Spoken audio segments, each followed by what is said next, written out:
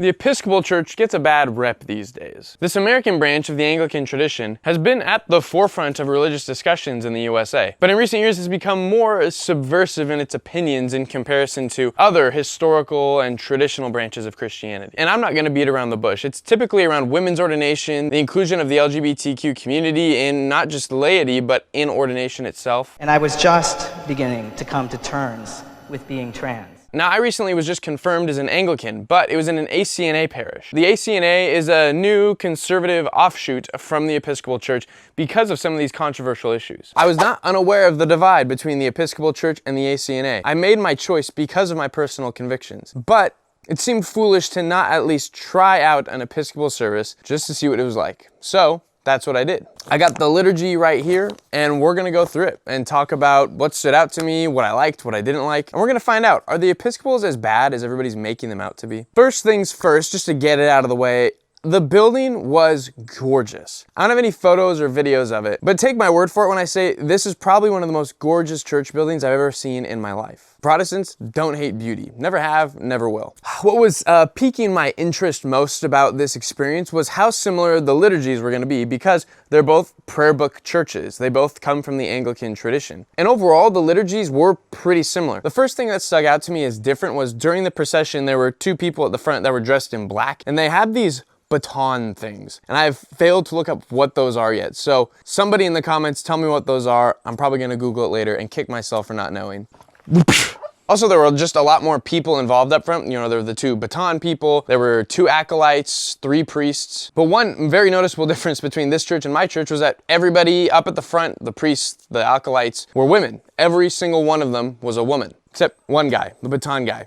He was the solo dude up there. So if you're a more traditional-minded person that's gonna visit an Episcopal church, it's worth knowing going in. That's gonna be probably one of the first things that sticks out to you. I hold the traditional stance on women in the priesthood. I'm just saying that so you know where I stand, but there are 2 caveats I wanna put out there. One, the conversation about women in ministry is very different in the non-denom evangeli world than it is in the high church ordination priesthood world. So I'm still figuring out the language and exactly where I stand on this issue in terms of this priesthood, bishop, diaconate world, because it's all new to me. So that's caveat number 1. Caveat number 2 is it can be really easy to just insult women in the priesthood simply because you disagree that they're in the priesthood. I think it's important though to not attack the character of the women who are doing so, because though I don't know these women at all, it seemed really clear they care a lot about their congregation. They weren't just in this for some sort of power grab or to like stick it to the man. They were here because they cared and they wanted to serve. Again, coming from somebody who doesn't think women should be in the priesthood. After the opening hymn, the officiant said, "Blessed be God, Father, Son, and Holy Spirit." To which the people said, "And blessed be his kingdom, now and forever. Amen." Then the officiant said something that was just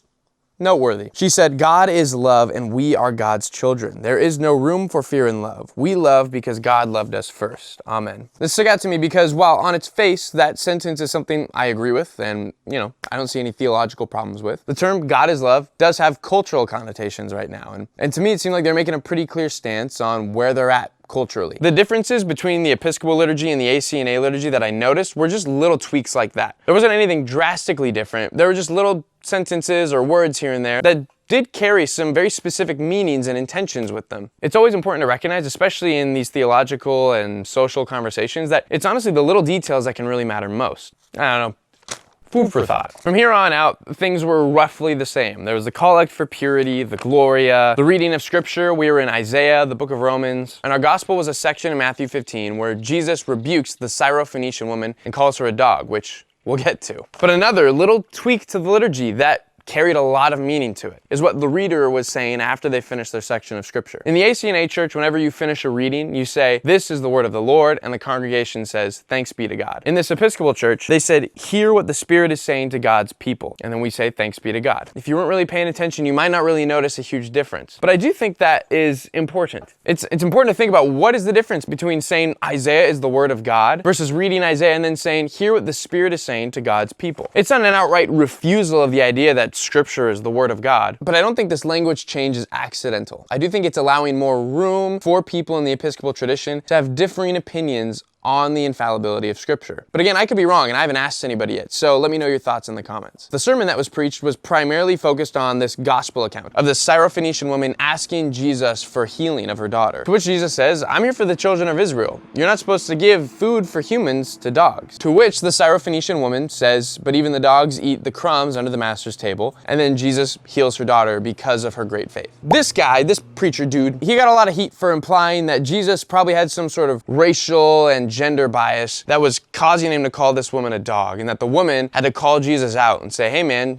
treat me like a human," or whatever. To my surprise, honestly, the preacher went along a similar line of thought with this passage. She started by talking about how all of us in our own way can get off the beaten path a little bit, and we need to be reminded to turn back, and that Jesus offers us an example of how we can turn back. She said Jesus, being fully divine and also fully human, was in the milieu of the culture of ancient Israel. And so he carried biases that the Hebrews had toward Canaanites, Syrophoenicians, Gentiles in general, and that he had to repent of those biases and heal the woman's daughter. And yes, that was as jarring to me as it probably is to you. I actually approached her after the service and just asked some follow-up questions, and we had a small discussion about the passage and how it's interpreted and why that's her take on it and why I have a different take on it. I break down that full dialogue that she and I had over on my Patreon, so if that's interesting to you, you can go take a look. The link is below. I think the reason it's important to note that the idea of Jesus repenting of something is pretty serious is because if Jesus is stuck in the same biases, problems, honestly the same sin that you and I are, then he can't actually be our savior. How can a drowning person save another drowning person? There needs to be somebody outside of the drowning scenario to pull us out of the water. And that's Christ. Christ, who's completely free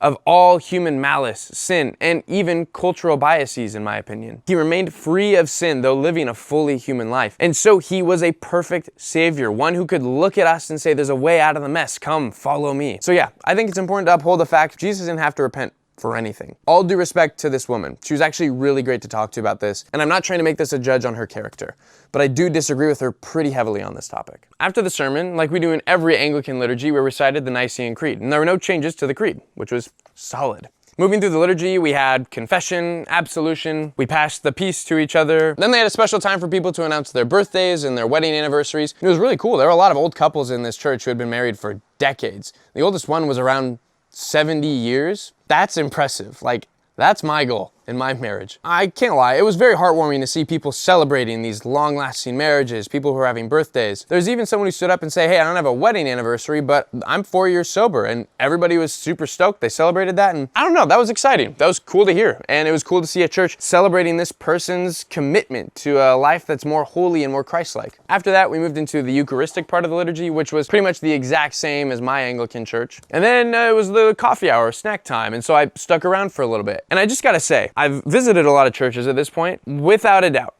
100%, this was the friendliest, kindest, most welcoming congregation I've ever met. I have never talked to so many people after a church service in my life. Frankly, it's really easy for me to visit a Catholic mass, for instance, and just dip out right away and have no one stop me. There has been exceptions to the rule, but that's the most common experience. It's the same thing with like a big old non-denom church. It's really easy to slip in and slip out and have no one question why you're there. But man, I talked to so many people, and genuinely, they were also great conversations that I had. This was really helpful for me to know why I'm at an ACNA church and not an Episcopal church. Between female ordination, some of their clergy being openly LGBTQ, those are things that are important enough for me to decide I can't attend this church. Even if none of those things were there, I can't attend a church where they're preaching that Jesus had to repent of racial bias. Those are pretty serious things, and I'm not gonna act like they're not. However, there were things that I loved. The liturgy overall was really great. The building, the grounds, I mean, it was beautiful. And the people, from clergy to laity, were genuinely really awesome people to interact with. And this is the messy part of church unity. Recognizing the things that are important enough for us to stay divided on, while also recognizing the good. Yeah, I don't know. I've left this church with a lot of bittersweet emotions, honestly. Really sad for the state of where Anglicanism is at in the US and just across the world generally. I left encouraged by how awesome these people were to interact with, and motivated. I mean, motivated to keep figuring out how we can find unity. It can't be at the expense of truth. It can't be at the expense of right church practice. By no means should that be what we sacrifice. But it does need to happen. If you like this video, this is something I do regularly on this channel. I am visiting all kinds of different church services all the time. Stupid bird, quiet down. And I think in lieu of this video, you might find this one really interesting. It's my very first Anglican service, period, at the ACNA church that I'm now a member of. And as always, choose curiosity over condemnation. You don't have to throw your convictions and leave your opinions at the door, but you can always treat the person across from you as an image bearer of God, because that's really, at the end of the day, what all humans are. So with that being said, I'm Joey. This is Christianity United.